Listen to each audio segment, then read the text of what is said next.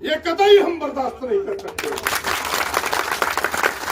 ये कभी ये कदम बेहतर कदम नहीं हो सकता। प्रशासन को भी मैं कहना चाहता हूं कि प्रशासन इसे देखे कि इस प्रकार का लठेत का क्यों प्रवेश होता है, इस प्रकार के दलालों का क्यों प्रवेश होता है, जो रैयतों का हक छीने, नौजवानों का हक छीने और बाद में कहे कि नहीं हमने आपकी लठेती कर दी इसलिए 10 गाड़ी मेरा अधिक चलना चाहिए।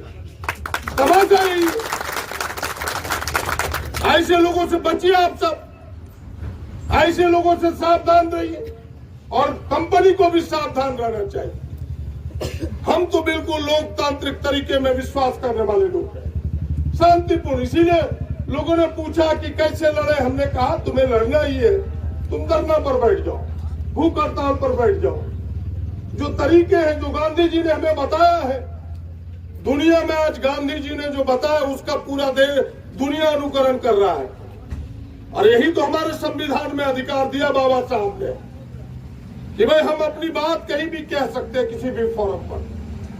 आज अगर हम ताल ठोक के बोलते हैं तो अधिकार बस बोल रहे कि हमें अपने विषय को, अपने सब्जेक्ट को कहने का अधिकार है, हम कह रहे हैं। इसीलिए अभी प्रशासन के भी प्रतिनिधि आए, हम उनसे भी सुनेंगे कि क्या वो संदेश लेके आए हैं। और आप सबसे भी आग्रह करेंगे कि अगर प्रशासन कोई पहल करती है तो हमें उस पहल पर ध्यान देना चाहिए, क्योंकि अल्टीमेटली तो उसका समाधान ही निकालना है। अगर जिला के उपायुक्त कोई उसके समाधान के रास्ते ढूंढते हैं, क्योंकि आज मेरी लंबी बात हुई है उनसे, उन्होंने फोन किया था कि इसके समाधान निकलने चाहिए। इन बच्चों के प्रति मेरी बेहद सिंपैथी है। कंपनी ने गलत किया है, बिना सूचना का उन्हें इनकी सेवा को ट्रांसफर नहीं करना चाहिए था। बोले कि समाधान के सर हम रास्ते निकालेंगे, आप मेरे तरफ से आश्वस्त करें।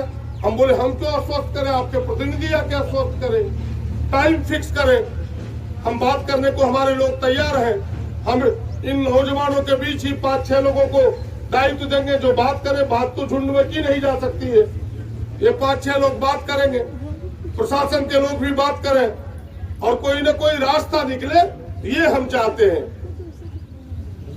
इसलिए इन तमाम चीजों को ध्यान में रखते हुए हम आपके बीच आए हैं और बस आपकी लड़ाई में बिल्कुल ईमानदारी पूर्वक, कोई राजनीति हमें नहीं करना है। राजनीति करने का बहुत जगह है।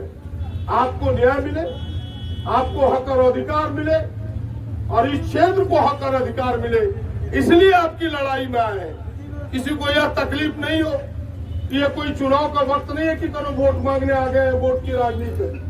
यह राजनीति मेरी ड्यूटी बनती है कि मेरा नौजवान का किसी ने हक छीना है, मेरे क्षेत्र का किसी ने हक छीना है, तो ईमानदार प्रतिनिधि होने के नाते मेरी ये जिम्मेवारी बनती है कि हम आपके साथ आके खड़े हो और इसलिए अपनी जिम्मेवारी को निभाने आपके बीच आए।